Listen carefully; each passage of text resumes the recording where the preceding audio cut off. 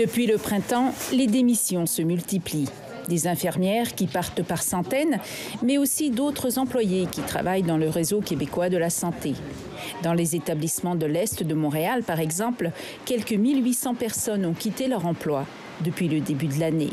On constate que les départs cette année sont beaucoup plus importants qu'il y a 2 ans, 3 ans. La Fédération de la santé et des services sociaux représente plus de 90 000 personnes qui travaillent dans le système de santé québécois. Le syndicat prévient. L'épidémie met au bord du gouffre ce réseau, déjà fragilisé par les compressions des dernières années. C'est un avertissement au gouvernement. C'est vraiment un cri d'alarme de notre monde. Si ça ne change pas, ça va très mal aller. On va rentrer dans le mur. Le syndicat négocie actuellement le renouvellement des conventions collectives des employés de la santé. Il fait des demandes claires au gouvernement.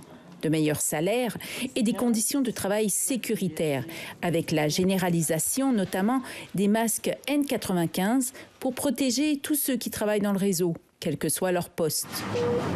Lors de la première vague, le personnel du secteur de la santé a compté pour près du quart des contaminations à la COVID-19.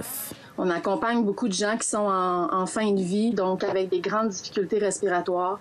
Beaucoup de toux, avec de l'oxygène et on a un masque de procédure. Donc, est-ce que c'est suffisant? Je pose la question.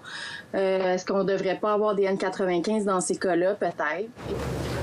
Le syndicat réclame aussi que tous les employés du réseau touchent les primes salariales que le gouvernement réserve jusqu'à maintenant à ceux qui sont en contact direct avec les malades. On est à la table de négo, mais il n'y a pas de négociation digne de ce nom jusqu'à maintenant. C'est pas le temps d'un bras de fer, là.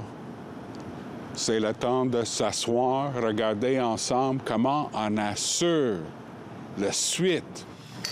À voir maintenant comment le gouvernement de François Legault va réagir à ce cri d'alarme.